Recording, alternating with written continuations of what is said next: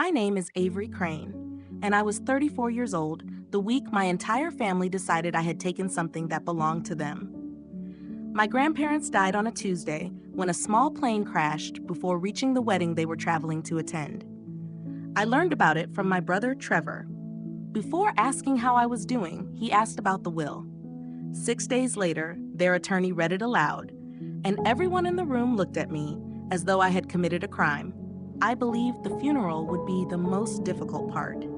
Then they showed up at the house with a moving truck and a stranger I had never met, and I realized the funeral was only the start. What I quietly did 2 days before that truck arrived is the reason I can tell this story calmly today. Welcome back to Calm Drama Stories, where ordinary people face impossible families and discover that the quietest person in the room is often stronger than anyone expects. If stories about boundaries, self-respect, and standing your ground resonate with you, you're in the right place. Leave a comment and subscribe. It was a little after 7 in the evening when the phone rang. The wind-up clock in my hallway kept its steady, patient rhythm. I almost ignored the call and let it go to voicemail. Trevor never called me. We exchanged texts twice a year on birthdays, the way you acknowledge a neighbor you don't particularly like. So I answered. His voice sounded wrong, flat, hurried, stripped of emotion. "It's Grandma and Grandpa," he said. "Their plane crashed outside Asheville." I sat down on the floor immediately. I still remember the cold boards beneath my jeans and the clock counting seconds that I could barely process. They had been traveling to a friend's wedding, people they had known for half a century. I asked if anyone survived. "No," he said. Then, before either of us could properly react, before a single comforting word was spoken about the two people who had shaped so much of my childhood, Trevor asked a question that told me everything I needed to know. "Do you know if they left a will?" I didn't answer. I listened to him breathing on the other end of the line. I listened to the clock. I listened to the strange emptiness where grief should have been. He continued speaking. He said the family would work through the estate together. He said it like someone repeating a line he had already rehearsed. I told him I had to go. Then I ended the call and remained on the floor for a long time. The only sound in the house was that old clock, the one Grandpa taught me to wind when I was 9 years old. I hadn't cried yet. Instead, I found myself wondering what plans my family had already been making while my grandparents were still alive. The will was read 6 days after the crash on a gray Monday morning at the office of attorney Walter Hauer. Walter was 71 years old, moved slowly, shook hands with surprising strength, and missed very little. He had served alongside my grandfather many years earlier in a war neither man ever liked discussing. The entire family arrived dressed in black. My father, Gerald, sat in front with his arms crossed. My mother, Brenda, dabbed at eyes that produced no tears. Trevor bounced his leg nervously. My Aunt Carol sat one row behind them with a legal pad already open, looking more prepared to take inventory than attend a memorial. I chose the chair at the end, as I usually did during family gatherings, close to the exit. Walter cleared his throat, adjusted his glasses, and thanked everyone for coming. He explained that Raymond and Joan Crane had always been careful, deliberate people, and that their wishes had been clearly documented. Then he began reading. The room seemed to hold its breath. I expected the house to go to my father. I expected the savings to be divided. Honestly, I expected my name to appear somewhere near the end, attached to a keepsake, perhaps even the clock if I was fortunate. Instead, Walter read my name, then he read it again. And again. He kept reading. I felt the atmosphere change before I fully understood what was happening. My mother's pen stopped moving. My father uncrossed his arms. Trevor's legs stopped bouncing. Walter glanced at me over his glasses, not unkindly, then returned his attention to the document like a man fully aware of what was about to happen. My mother laughed. It was a short, sharp sound with no humor behind it. "There must be a mistake," she said. Walter didn't even look up. "There is no mistake," he replied. They hadn't simply cared about me the way someone feels sorry for a stray animal. They had been paying attention the entire time. More importantly, they understood my family better than I had allowed myself to. "There's also the letter," Walter reminded me. "Joan's letter. You still haven't read it, have you?" I admitted that I hadn't. The truth was simple. I was afraid to read it. Part of me wasn't ready to see love written on paper by two people I would never be able to hug again. Walter let the silence settle. "Read it when you're ready," he said gently. "She wrote it for the woman you've become, not the girl others tried to convince you that you were." Then he wished me good night. The call ended, and the clock in the hallway continued its steady ticking. They arrived at the lake house on a Saturday without warning, while I was working at the cooperative. When I returned, my father's truck was parked in the driveway. Gerald and Trevor were walking around the property as if they were inspectors. They carried a tape measure. They were taking photos of the dock, the boathouse, and the shoreline. To get a better angle, they had walked directly through my grandmother's lavender garden, crushing part of it into the dirt. The scent of the damaged flowers hung heavily in the air. I parked and stepped out. My father didn't even look embarrassed. "Just getting an idea of the value," he said. I asked who had allowed them onto the property. "It's the family home, Avery." There it was again. Family. The word they used like a master key for every door except mine. Trevor avoided looking at me and continued measuring. My father walked onto my grandfather's porch and stood there as though he was already deciding what changes he would make. "It should have gone to family," he said again. This time his voice was quieter, almost thoughtful, as if repeating a belief he had carried for years. I calmly told them both they needed to leave. My father looked at me for a moment, perhaps surprised that the house guest had finally spoken up. Then he shrugged and headed back to his truck. Trevor stayed a little longer. "You don't even live here," he muttered. Then his eyes drifted to the boxes stacked near the front window. His face changed. He could clearly see that now I did. They drove away. I went inside, still slightly shaken, and noticed something on the kitchen counter. Where my mother's note had been, my father had left a real estate agent's business card. It stood beside the salt shaker, like a marker claiming land they already believed belonged to them. That night, I finally opened my grandmother's letter. Walter had been right. It was tucked inside her old Bible, the leather one she always kept on her nightstand. The paper was folded once and pressed between the thin pages of Psalms, exactly where he said it would be. Her handwriting had become unsteady in her later years, but I recognized it immediately. The same loops and curves that had appeared on every birthday card she had sent me for 34 years. I sat on the edge of her bed and read beneath the lamp while the scent of lavender drifted through the open window and the clock ticked steadily down the hallway. She didn't waste words. She told me she loved me. Then she explained why she trusted me. The reasons were small things I had nearly forgotten. "You repaired the dock when you were 14, she wrote. "You did it alone in 2 days and never once asked for recognition." She reminded me that I sent them a Christmas card every year from wherever the Army had stationed me, even during years when nobody else remembered their anniversary. "You were the only one who never asked us for anything," she wrote. That's how we knew. Then near the end came the sentence that stayed with me. "Use it in a way that would make us proud." You'll know what that means. Don't let anyone convince you that family is simply the people who share your last name. Family is made up of the people who never make you prove that you belong. I read the letter 3 times. The first time I cried. The second time I understood. The third time something settled inside me. Firm. Clear. Like cargo finally balanced correctly after a long drive. My grandparents hadn't left me a fortune. They had left me a responsibility.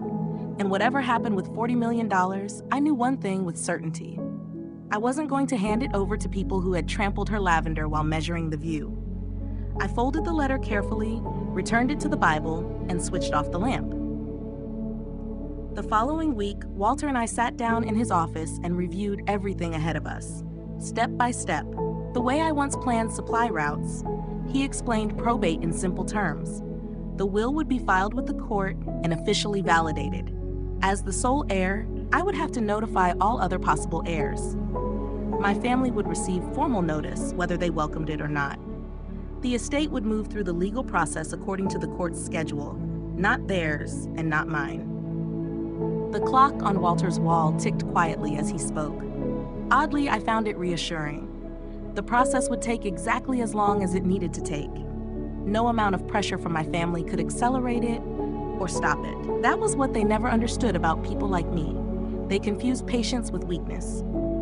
I had learned that patience, used correctly, can be one of the strongest tools a person has. I asked Walter the only question that really mattered. If they challenge the will, what do I do? Nothing dramatic, he replied. You defend the will. The will can defend itself. Then you let the no contest clause do exactly what it was designed to do. I considered that. If I begged them not to file, they would file. If I gave them part of the estate just to keep the peace, I would betray my grandmother's wishes and teach my family that pressure worked. But if I stood on solid legal ground and remained patient, they would eventually collide with the protections my grandfather had put in place. So I don't fight them, I said slowly. I just stay as patient as the law. Walter almost smiled. Your grandfather said nearly the same thing the day he signed the documents. 11 days later, they filed the challenge. Carol prepared it. My mother pushed for it. My father signed a petition claiming that his own parents had been manipulated by their granddaughter into disinheriting their only son. When the notice arrived, I stood at the kitchen counter and read it. I felt surprisingly calm. They had done exactly what my grandfather expected. They had mistaken a wall for a doorway. The petition contained words like isolation, vulnerability, and suspicious timing. None of those claims could survive evidence showing clear-minded people signing their will in a lawyer's office while a physician verified their capacity. But my family didn't know about the video, and they didn't understand the clause. That afternoon, my mother sent another message. It was gentler than any message before it, which told me she believed the filing had given her leverage. We don't want this to become ugly, she wrote. Sign everything over and we'll withdraw it. We can all move on. Do the decent thing. The same request, just wrapped differently. I didn't answer. I forwarded the message to Walter, saved a copy, dated it, and added it to the file. The clock continued marking the final hours, steady and dependable like a heartbeat. 3 things my grandparents loved most remained all around me: the water, the lavender, and time itself. As a child, I spent every summer surrounded by those things without realizing they were a more meaningful inheritance than any figure Walter could have announced. I thought about my grandmother's letter. I thought about my grandfather creating his quiet test 2 years before he passed away, trusting that someone in the family would have enough patience to let it unfold. I thought about my father's invisible fence, the one that had always separated me from the version of family he accepted. And somewhere during those weeks, I had stopped wanting permission to cross it. I didn't need his gate. I had an entire lake. I'm not a religious person. I never learned how to pray, and the Army certainly didn't teach me. So that night, I simply listened. I listened to the water. I listened to the clock. I let the lavender speak in whatever way lavender speaks. Around 3 a.m, I finally went inside. The folder sat by the door. The coffee was prepared. Everything was ready. And when Sunday arrived, gray and quiet over the water, so was I. They showed up at 9 o'clock, not individually as a convoy, the way people arrive when they've already convinced themselves they own the place. My father's truck came first. Behind it rolled a rented moving truck, large and loud, its diesel engine disrupting the calm morning. My mother's car followed, then Carol's. Then a couple of cousins who had apparently been invited to witness what everyone expected to happen. People bring witnesses when they want something to look official. They parked across the lawn without concern for the grass. My father climbed out first and looked over the property like a supervisor arriving at a work site. Trevor stepped down from the moving truck. He wouldn't look at me. He wouldn't look at the house. My mother walked across the yard with determination written across her face. The fear I had seen on the porch days earlier was gone. In its place was the rigid confidence of someone who believes there are no alternatives left. Carol carried her legal pad. The cousins stayed near the vehicles, already looking uncomfortable. I stood on my grandfather's porch, holding a cup of coffee and taking my time. My mother reached the steps and immediately used the line that had worked on me for most of my life. "Sign it over, Avery," she said. "Do the decent thing." My father walked right past her and climbed the steps. In doing so, He crushed what remained of my grandmother's lavender beneath his polished shoes without even noticing. He stopped directly in front of me and used his height the way he always had. "We're done waiting," he said. "Get your things." I watched him closely. I was ready to answer. Then his attention shifted beyond me, toward the side of the house, toward two people quietly stepping into view from around the corner where they had been waiting. My father stopped speaking. The entire yard went silent. Even the moving truck seemed quieter. The first person to appear was Walter Hauer. He wore a gray suit and carried the estate file beneath one arm. The second was Deputy Reyes from the county sheriff's office. His hands rested casually on his belt. He looked completely relaxed. My father's mouth remained partly open, frozen at the end of a sentence he never finished. My mother's hand moved to her chest. Carol stopped writing. I set my coffee on the porch railing, picked up the folder by the door, and walked down into the yard where everyone could see. I didn't raise my voice. I've learned that most situations don't require it. "This is Walter," I said, "the executor of the estate, and this is Deputy Reyes from the county sheriff's office. I asked both of them to be here." Then I offered the folder to my father. He didn't take it at first. I held it there until the silence convinced him to. "Inside is the recorded deed to this property," I explained. "Walter filed it with the county after the court accepted the will. The will is included. So is the physician's statement, and a video showing your parents signing everything in Walter's office." That was when the deputy spoke. His tone was calm and professional. "This property legally belongs to her," he said. "There is no court order authorizing anyone to remove her or her belongings. If anyone attempts to do that, it becomes trespassing. The truck needs to leave." But Walter delivered the statement that changed everything. He opened the file and removed a single document. Then he held it where my father could clearly see it. It was the petition bearing his own signature. "When you filed this challenge," Walter said evenly, "you triggered the no contest clause Raymond included in the will. If you continue and lose, and based on the evidence you will lose, you forfeit every inheritance left to you. You have no supporting evidence. There is a video that directly contradicts your claims. A judge will make the final decision, Gerald. But the risk began the moment you signed this paper." My mother reached toward the document. The deputy calmly stepped between them. That was when everything finally unraveled. My mother began shouting about lawyers, deception, and unfairness. All of her careful warmth disappeared. My father turned red with anger and pointed at Walter, the deed, and me while accusing everyone of betrayal and stolen rights. Trevor simply sat down on the porch steps and buried his face in his hands. The cousins slowly drifted back toward their cars. They had come expecting victory. Not this. Through all of it, I remained still. I didn't need to pretend to feel anything. My father finally turned toward me. His voice sounded rough, and he reached for the one argument he had used my entire life. "It should have gone to family." The fourth time, and the final time. The silence afterward felt surprisingly clear. The deputy stood beside me. The lavender lay crushed beneath my father's shoes. The grandfather clock ticked faintly through the open window. And I finally gave the answer I had been carrying for weeks. "It did go to family," I said calmly. "You simply never recognized who that was." He had no response. There wasn't one. Then I told them something that seemed to hurt even more because it was both honest and kind. I explained that I had been willing to help. I had considered creating a plan that could have given my mother practical assistance, a plan that could have helped Trevor build something stable, a plan that could have honored the family in a meaningful way. "You could have had a sister," I told Trevor quietly. "Instead, you brought a moving truck." Walter handled the rest. Numbers were the only language my family consistently respected. Standing in the yard, he explained everything plainly. The challenge would almost certainly fail. The evidence overwhelmingly supported the will. The legal fees were their responsibility, and the no contest clause meant the $20,000 inheritance left to each of them would disappear if the judge ruled against them. They had arrived hoping to claim $40 million. Instead, they were likely leaving with less than they had before. When my mother heard that reality, something inside her finally gave way. The fight disappeared from her face. She sat beside Trevor on the bottom step. For a moment, she looked less like an opponent and more like a frightened woman facing the consequences of her own choices.